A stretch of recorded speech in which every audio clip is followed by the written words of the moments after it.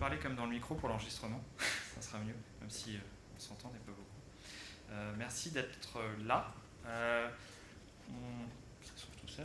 On va un plaisir de vous présenter un travail qui a été mené il n'y a pas si longtemps par l'équipe d'Utopie Bordeaux sur la mesure d'impact économique, socio-économique d'une entreprise et d'un projet emblématique qui est Darwin, que vous connaissez peut-être, sûrement. En tout cas, Jean-Benoît vous présentera le projet et avec l'idée de... On sait que c'est quelque chose d'assez emblématique, c'est un projet très axé sur la transition écologique avec une multitude d'activités, c'est assez impressionnant. Mais l'idée était de se dire que finalement, derrière ce projet synonyme de transition, d'évolution, pour reprendre le nom du groupe qui porte ce projet, c'est aussi un outil de développement économique. Et donc nous, on est aussi coworker chez Darwin, donc notre équipe est là-haut, et Utopie a développé un outil qui s'appelle Local Footprint, qui est leader en France dans l'évaluation de l'empreinte économique des entreprises sur leur territoire. Donc on avait à cœur d'évaluer cet impact, et donc on va vous montrer avec quelques chiffres, sans rentrer trop dans les détails, dans quelle mesure un projet comme Darwin, c'est un projet de transition, peut être un projet finalement de développement durable et aussi un projet de développement économique, et comment on peut faire les deux. Et ça donne une autre vision du projet, en tout cas une vision un petit peu différente de l'image qu'on peut avoir de Darwin, et c'est assez intéressant. Donc on a le plaisir de vous présenter ça aujourd'hui. Juste avant de rentrer un peu dans les chiffres et la manière dont on peut faire une étude d'impact d'un projet comme celui-ci, je vais te laisser présenter le projet Darwin et ce qui le compose, et en tout cas à travers ces différentes composantes. Donc, je t'en prie déjà sur la genèse peut-être et le projet. Oui, sans rentrer sur la genèse, parce que ça prend du temps, je vais essayer de faire du concentré pour ceux qui ne connaissent pas Darwin. Alors Darwin, c'est un écosystème qui a investi une ancienne caserne militaire sur à peu près 5 hectares au cœur de la métropole bordelaise. L'idée, c'était de pouvoir faire une démonstration de comment on pouvait voir, comment nous on voyait en toute humilité en tout cas, la ville de demain. Donc cette ville de demain, d'abord on la voyait mixte, ça va à l'encontre des quartiers d'affaires, des quartiers de logement, etc. Donc regroupant un maximum d'activités que doit composer la ville. Et cette ville de demain, elle repose sur 3 piliers essentiels. Tu l'as dit, la transition écologique est un pilier extrêmement important, c'est-à-dire que toutes les activités, tous les projets qui sont développés au sein de cet écosystème, on pousse les standards écolos le plus loin possible en tout cas. Le deuxième pilier, c'est la coopération au sens large, ça peut être la coopération économique, la coopération entre les entreprises et les associations. Et enfin, le troisième pilier, c'est l'engagement citoyen. On essaye que tous les gens qui passent sur le site ou qui y vivent, on essaye de favoriser leur engagement autour de valeurs, évidemment l'écologie, mais aussi ça peut être le handicap, le sport, le social, etc. Voilà un peu à quoi correspond le Darwin écosystème, juste pour donner l'ampleur, donc l'ampleur du site. Donc c'est sur 5 hectares. On a aujourd'hui 130 structures qui sont implantées, qui représentent 550 personnes qui y travaillent. On a 40 associations, ça représente environ 3500 membres. On a un restaurant, épicerie, qui emploie 45 personnes et qui produit environ 12 000 couverts par mois. Ce qui est assez important puisque la particularité, c'est qu'on est en 100% bio et éco-cert. La complexité, finalement, elle est là. On a une brasserie, donc on a aussi la brique artisanat. Avec une brasserie, on produit notre propre bière. On produit environ 3000 hectos par an. Voilà, donc c'est toutes ces activités qui composent le Darwin écosystème. Et donc, évidemment, à un moment donné, on est extrêmement perçu en termes de notoriété. Ça, on n'a pas vraiment de souci de notoriété, mais on était perçu comme un lieu de passage, de fête, où on pouvait y manger, où on pouvait faire du sport, etc., etc. Mais il manquait un peu dans cette vision que pouvaient avoir les gens à l'extérieur, de ce côté un peu économique, et l'impact qu'on pouvait représenter, sachant qu'on est parti quand même de zéro, hein, d'une friche, on est parti de zéro, et donc c'était intéressant de demander à Utopie, qui nous l'a proposé en tout cas, c'était très intéressant pour nous de pouvoir aussi mettre des chiffres en face des chiffres tangibles en face d'une réalité qui est aujourd'hui, qui était en tout cas jusqu'à maintenant assez méconnue du grand public et des institutions. Ouais. Effectivement, donc ces chiffres, je vais essayer de vous présenter. Ce qu'on appelle empreinte économique, c'est intéressant quand même de revenir dessus, parce que l'idée, c'est pas simplement de décrire la partie visible de l'iceberg que l'on connaît sur le territoire, même si tu les as rappelés, ils ne sont pas forcément connus, le nombre d'entreprises, le nombre de personnes physiques, mais grosso modo, l'impact direct, il est visible, il est palpable sur le territoire. Et ce qui était assez intéressant, c'est de voir la partie invisible, et donc c'est tous ces impacts que vous avez sur la droite. Se dire qu'en fait, Darwin, c'est un écosystème, c'est un acteur économique. Et comme tous les acteurs économiques, ça génère et ça injecte des flux dans l'économie locale et l'économie nationale d'ailleurs. Et donc on a modélisé différents types de flux. Les premiers sont liés aux achats de tout du groupe Evolution, des entreprises qui représentent, de l'écosystème, tous les acteurs économiques qui sont présents sur ce site ont des achats. Et on a regardé quel était l'impact de ces achats dans la chaîne de fournisseurs, les fournisseurs de rang 1, les fournisseurs de rang 2, de rang 3, de rang 4, jusqu'à temps que l'effet ricochet s'estompe, c'est ce qu'on appelle les impacts indirects. Et puis on a évalué d'autres types d'impacts, notamment les impacts induits. Les personnes qui travaillent sur site ont des salaires, reçoivent des salaires et les dépenses sur le territoire, mais également les salaires des fournisseurs qui sont sur le territoire, les salaires de la chaîne de fournisseurs. C'est toute une consommation des ménages qui est soutenue entièrement par le projet Darwin. Il y a également la fiscalité qui est versée par les différents acteurs, et puis la fiscalité qui est versée par les acteurs impactés, les fournisseurs notamment. Et ça aussi, ce sont des impacts locaux quantifiables. Donc on voit bien que finalement, derrière un acteur qui est relativement important, potentiellement on peut avoir une vue économique très importante. Et l'idée, c'était vraiment de la mesurer, de se dire mais quel est le vrai poids économique de ce qui est derrière des côtés qui peuvent paraître un petit peu alternatifs. C'est un vrai acteur du développement économique. C'est pas simplement un acteur de l'attractivité du territoire, ce qui est aujourd'hui reconnu. C'est aussi un acteur majeur de l'économie locale et de la dynamique économique locale. Et avec ce type d'études, on l'a prouvé. D'ailleurs, sur Internet, il y a pas mal d'articles qui ont été repris sur cette étude d'impact économique. Je ne vais pas revenir sur la méthode, juste pour vous dire qu'effectivement, c'est un outil qui est reconnu en France et à l'international et qui est utilisé par 130 grandes entreprises françaises et puis beaucoup d'acteurs économiques comme Darwin qui souhaitent montrer qu'ils ne sont pas hors sol et qui ont un véritable impact sur le territoire. Donc c'est quelque chose qui a été audité et qui est assez robuste. Cet outil, parce que c'est un outil, Local Footprint, en fait on l'a nourri avec des informations. Et ces informations, c'est ce qu'il y a dans la comptabilité du groupe Evolution et la comptabilité de tous les acteurs économiques qui sont sur ce territoire. Alors, on a eu accès à des comptes, etc. Et on a essayé de reproduire quels étaient les flux versés par l'ensemble de ces acteurs économiques. Donc les flux, vous les avez sous les yeux. Le groupe Evolution, le campement, qui est donc la pépinière, tu me dis si le campement qui est la pépinière, avec combien d'entreprises Alors, il y a 22 entreprises aujourd'hui qui composent le campement. Donc le campement, c'est une pépinière de la mairie de Bordeaux qui est implantée à Darwin. Ouais. C'est le groupe Evolution qui gère cette pépinière. Exactement, l'espace de coworking où nous sommes, avec Utopie justement. Et puis il y a les associations, tu peux peut-être en toucher un petit mot sur les associations. Oui, c'est 40 associations, plus de 3500 membres, avec une association phare qui est le skatepark, qui emploie 3 personnes. Il y a, je crois, 2500-3000 membres. Avec pas mal de sports, du bike polo, du roller derby, du basket, du foot. On a le Darwin Sporting Club qui regroupe tout ça. Pas mal de choses qui tournent autour aussi de l'agriculture urbaine, avec une ferme urbaine, des projets sur place aussi. On composte les déchets organiques du restaurant. On a une production d'essaims d'abeilles.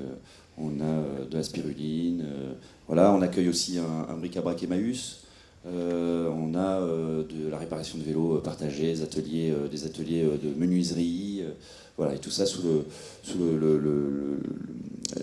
avec des associations indépendantes, mais par contre qui sont soutenues par un fonds de dotation, le fonds de dotation Darwin, dont l'évolution est président, et donc l'objet c'est d'aider ces associations à se développer. Et ce qui est très intéressant, c'est que c'est loin d'être que de la philanthropie ou du développement durable, c'est un véritable acteur économique, et si on s'intéresse à ces flux, le Darwin écosystème dans son intégralité, si on regarde les achats faits dans le territoire de Bordeaux Métropole, c'est près de 10,5 millions d'euros, donc c'est très important. Quand on regarde les achats Reste France, c'est 14,5 millions d'euros. Il y a quand même, je ne vais pas présenter les chiffres ici, mais on a prouvé que le Darwin écosystème a un niveau d'ancrage qui était significativement supérieur à ce qu'on aurait pu attendre d'un acteur comparable. Donc il y a un véritable ancrage, c'est relativement intéressant. Et quand vous prenez l'ensemble de ces flux, alors on a fait la même chose sur les salaires, le Reste France local et puis les taxes. Donc les trois types de flux, on arrive quand même sur un acteur économique qui finalement est pas très éloigné d'un acteur industriel qui pourrait être à la place. C'est-à-dire qu'on est vraiment sur une activité économique à part entière et que le développement durable, c'est avant tout des activités économiques, et c'est ça qui est très intéressant à travers ces chiffres. On est quand même sur des chiffres relativement importants. Donc là, on a injecté ça, on s'est dit, mais comment va réagir l'économie nationale, régionale et locale lorsqu'on y injecte tous ces flux? Donc ces flux, on les a bien évidemment détaillés par poste d'achat.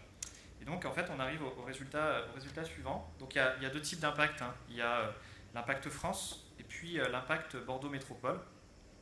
Darwin soutient chaque année en France plus de 1500 emplois, dont près de 894 exactement, sur le territoire de Bordeaux Métropole. Donc, il y a deux choses qui sont intéressantes. Le chiffre dans l'absolu, c'est-à-dire que cet écosystème, c'est 1500 emplois à l'économie française, et une grande partie de ces emplois quand même sur le territoire, donc ça c'est très intéressant. Ça se décompose de la manière suivante: il y a les plus de 500 emplois dont tu parlais tout à l'heure, plus 65 bénévoles.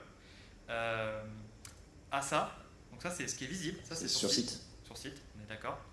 Il y a 257 emplois dans la chaîne de fournisseurs, donc ceux qui fournissent l'écosystème, des biens, des services, l'alimentation, etc.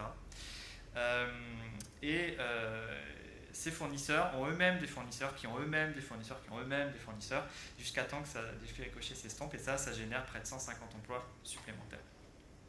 La consommation des ménages qui ont reçu un salaire directement ou indirectement va générer 422 emplois supplémentaires. Et la fiscalité qui a été versée directement par l'écosystème, par les fournisseurs et par les ménages, et la consommation des ménages, tout ça c'est lié à un flux initial de Darwin. C'est vraiment des emplois qui sont à 100% soutenus par Darwin. Il y en a 219 supplémentaires.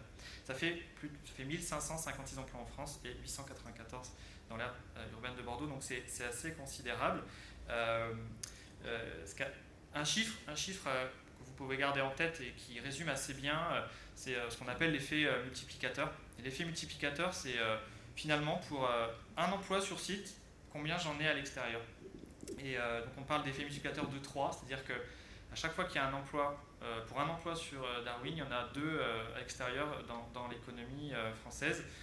Là, vous avez le détail entre le campement, l'évolution, le coworking, et puis le global entre les impacts directs, indirects et induits.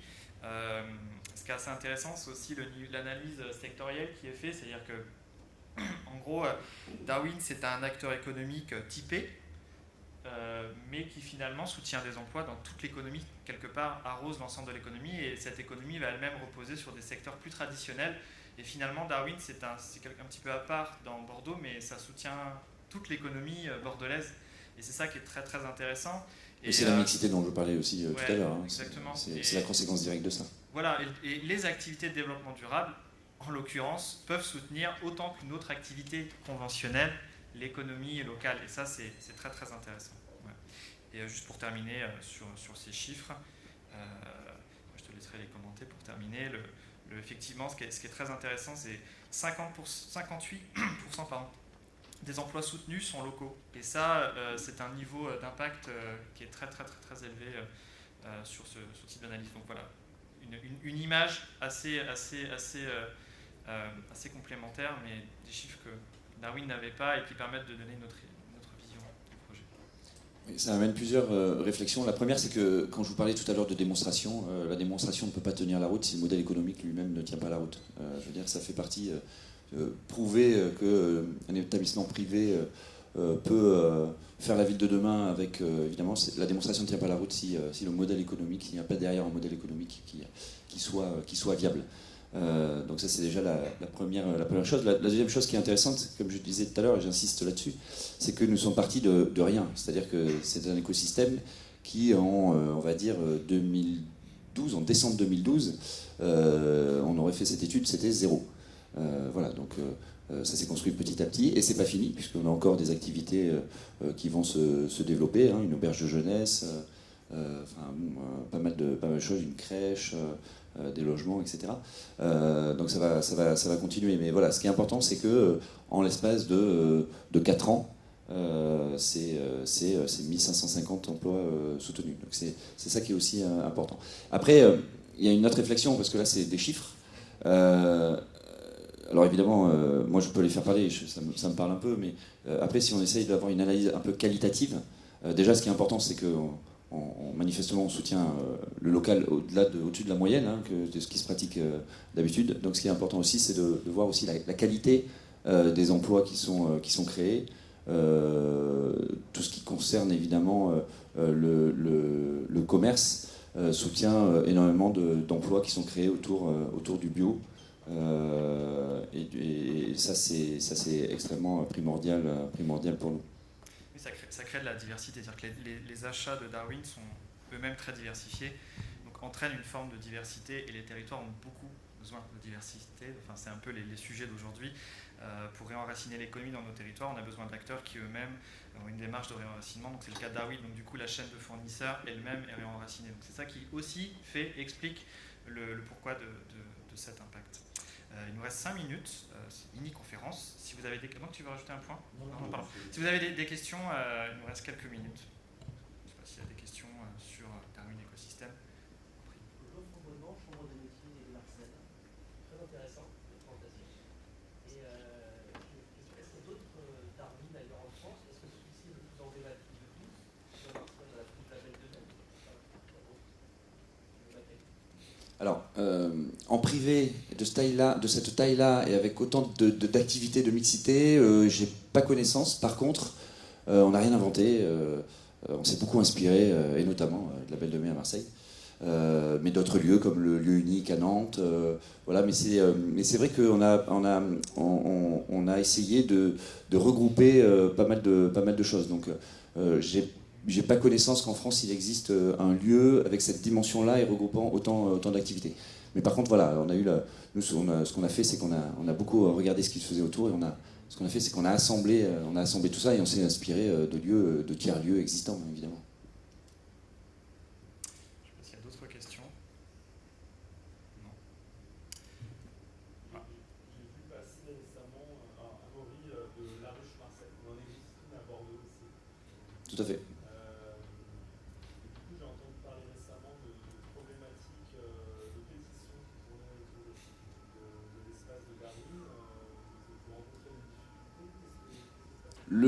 Oui, l'écosystème est effectivement en danger de déséquilibre, puisque toute la partie associative est mise à mal par les promoteurs, puisqu'ils veulent récupérer les terrains sur lesquels se trouvent les associations. Donc on est rentré dans une phase de médiation avec la ville de Bordeaux, et donc, qui fait le médiateur avec ce promoteur. On part avec un gros désavantage, hein, c'est que tout est déjà voté. Donc l'avenir des associations est quand même assez sombre. Mais on a lancé un comité de soutien qui s'appelle Laissons pas béton. Voilà, on va mettre la pression sur les collectivités pour qu'elles fassent marche arrière, pour préserver cet espace, parce qu'à Bordeaux ça construit énormément partout. Donc on demande aux collectivités de garder cet espace de respiration de 3 hectares sur les associations pour qu'elles puissent s'exprimer, plutôt qu'elles soient éclatées, etc. Elles se sentent bien dans cet écosystème. Mais on se trouve, vous vous doutez bien, en face de promoteurs qui ne l'entendent pas comme ça. Donc voilà, on a des arguments. À Bordeaux, je ne veux pas dire de bêtises, mais je crois que c'est 1000 hectares qui étaient en friche, qui sont construits et qui vont se construire. Nous, on demande 2 hectares, 3 hectares de respiration. Voilà, on en est aujourd'hui. Pour l'instant, c'est statu quo. On a repoussé, les associations devaient toutes partir en milieu de cette année. Pour l'instant, elles sont encore là, encore pour un petit bout de temps. Et puis, on va faire en sorte qu'elles restent le plus longtemps possible, voire même qu'elles se pérennisent dans ce lieu. Voilà, donc voilà où on en est aujourd'hui. Voilà, mais en tout cas, ce qui est sûr, c'est que ça met en danger l'écosystème. Un écosystème, c'est un écosystème, donc dès qu'il manque une partie, c'est déséquilibre l'écosystème. Et Darwin, sans les associations, ne sera plus Darwin. Tout à fait. Qui ont pris fin. Ah non, non, absolument pas. Là, vraiment, quand je vous parle, c'est juste la partie, en fait, purement des associations qui est aujourd'hui concernée. Tout le reste dont on parle depuis tout à l'heure, ça c'est, on maîtrise le foncier sur toute sa partie-là, donc il n'y a pas de souci. Et sur les projets à venir dont j'ai parlé aussi, c'est-à-dire logement,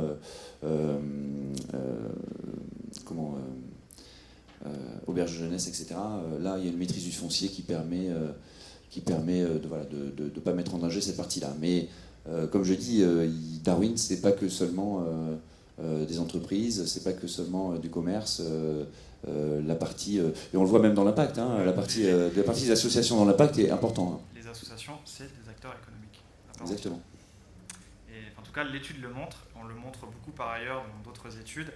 Et je ne suis pas certain qu'un projet immobilier ait le même impact par ailleurs.